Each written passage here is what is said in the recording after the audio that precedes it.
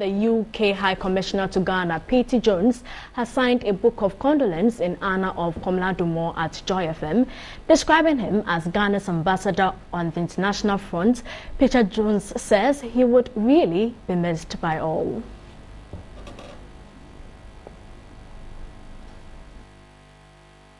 I was really shocked and shaken, as I think many people were. This amazing man, and we have his picture here, this amazing man, a wonderful representative not just of Ghana, but through his role with the BBC, speaking from London to the world. Everyone who knew him loved him. That's a remarkable thing.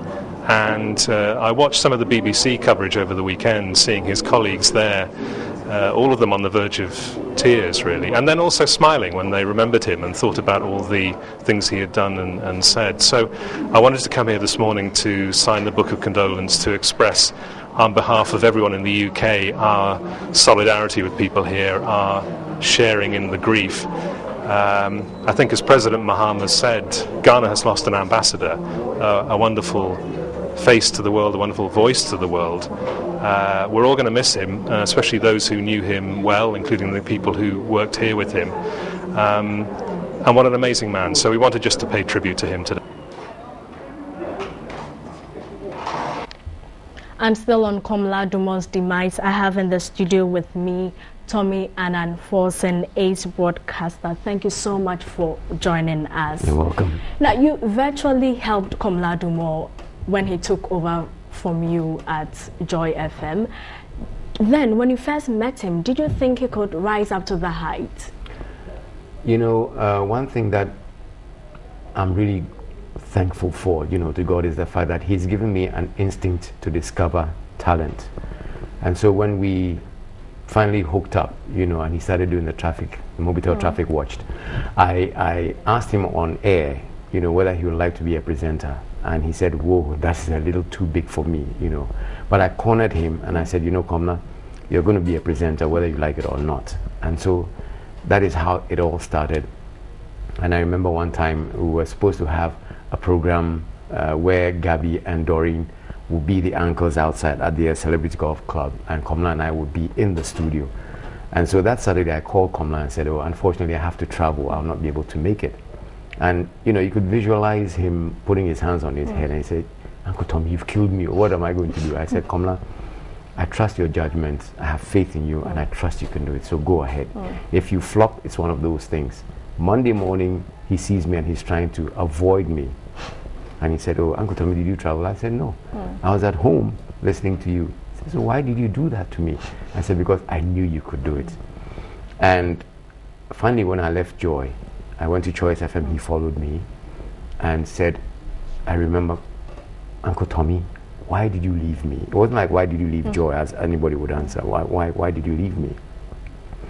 I want to follow you. And I said, Komla, you know what? You're going to get to certain heights unimaginable. So please go back to Joy. Don't leave. What did you see in him then? It's difficult to place a finger, but even with his reportage as a traffic warden, so to speak, his intelligence was unimaginable. And so I saw creativity, I saw wits, I saw confidence. I saw so much in Komla Dumor. And so this was why I asked him to stay, and just follow, wear my shoes if he could. And he said, those shoes are too big. I said, nothing is too big on the face of this earth. So Komla, please go ahead and do it. You go to heights unimaginable. And there it was. So you can imagine the first time I saw him on BBC, I almost hit the roof, with pride and joy. And so that's how it all began.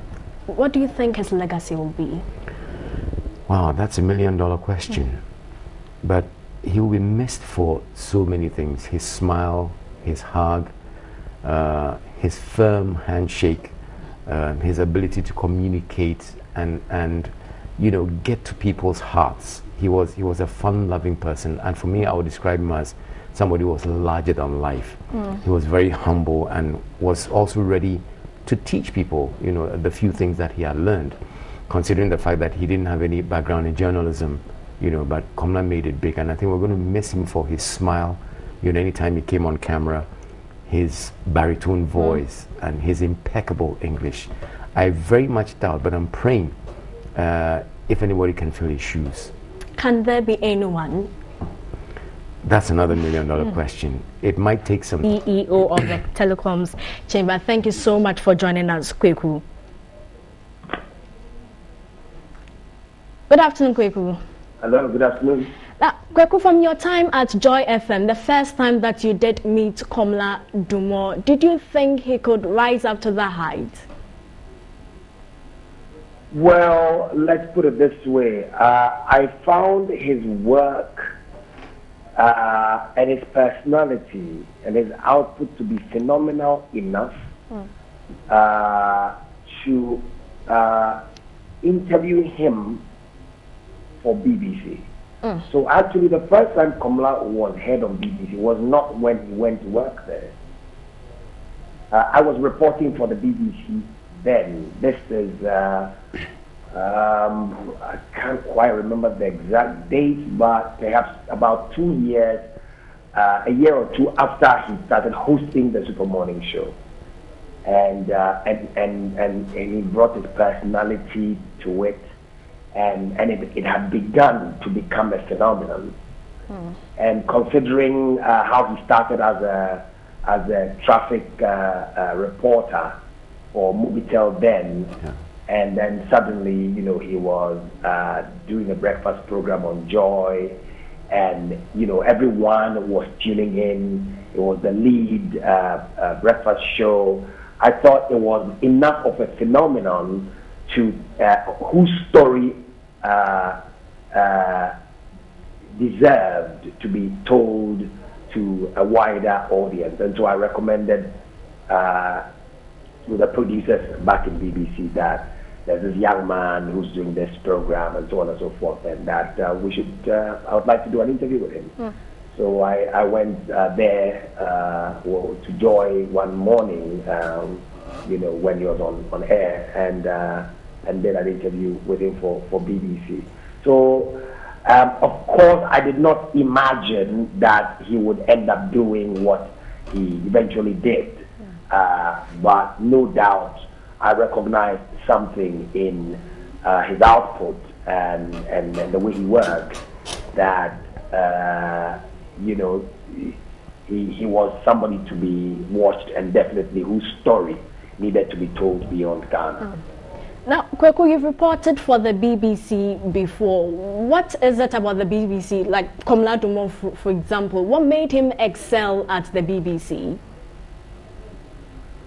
Well, there's a couple of things. I mean, first of all, and perhaps the most important factor, the primary factor, is that he's very intelligent.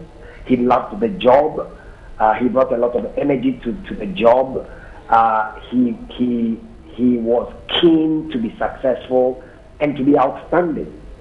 You know, he didn't approach his work in a lackadaisical manner. You know, being you know, being well educated was also important. But there are many people who are well educated but not driven or are not focused. And so he had all of those things. And of course he had a good voice. He had a brilliant, rich voice as well.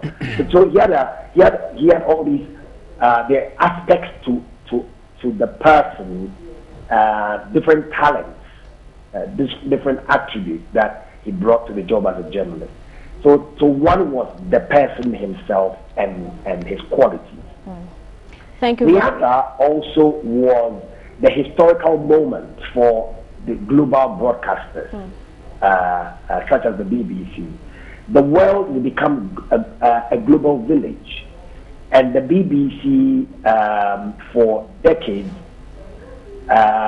you know, you had to be British to be put on air. They didn't do accents. I mean, they didn't put people with accents on air. They didn't put definitely Africans on air, at least not as presenters. And not on television as presenters or as anchor people, but the world was changing, and the BBC found Africa to be a frontier that its television programs ought to reach, and so it was one of these instances of where talent met opportunity. Talent, drive, and all of those attributes and qualities that Komla had met opportunity at the BBC when they were making these strategic decisions to put sort of an African on air. So yeah, it was that junction of talent, hard work, all those qualities that Komla had, his intelligence, sense of humor, and so on, rich voice, and everything, education and everything, combining with opportunity. Thank you very much for your time. I've been speaking with Kwaku Addo, the CEO of the Telecoms Chamber, and still in the studio with me is ace broadcaster Tommy Ananforsen. And Tommy, you do agree with Kwaku Addo saying talent meeting opportunity, because I do recall even at the BBC there is a presenter of the Lucy Hawkins, who many people did call BBC to protest because she had a New Zealand accent. You agree with what Kwaku did say, talent meeting opportunity? I think I agree totally with what Kwaku said. You know, like he said, it's a global village. Things are changing. The dynamism of both radio and television is changing. And so I think what made Komla unique was the fact that he was black. He had a typical British accent, but then I think they looked at his wits, his talent, his creativity, and his zeal to work. Komla would never sit down until he got the story right. And everything, combining with opportunity. Thank you very much for your time. I've been speaking with Kwaku Addo, the CEO of the Telecoms Chamber, and still in the studio with me is ace broadcaster Tommy Ananforsen. And Tommy, you do agree with Kwaku Addo saying talent meeting opportunity, because I do recall even at the BBC there is a presenter of the Lucy Hawkins, who many people did call BBC to protest because she had a New Zealand accent. You agree with what Kwaku did say, talent meeting opportunity? I think I agree totally with what Kwaku said. You know, like he said, it's a global village. Things are changing. The dynamism of both radio and television is changing. And so I think what made Komla unique was the fact that he was black. He had a typical British accent, but then I think they looked at his wits, his talent, his creativity, and his zeal to work. Komla would never sit down until he got the story right. And whatever you asked him to do, he would do a lot of research into it and make sure he got the result.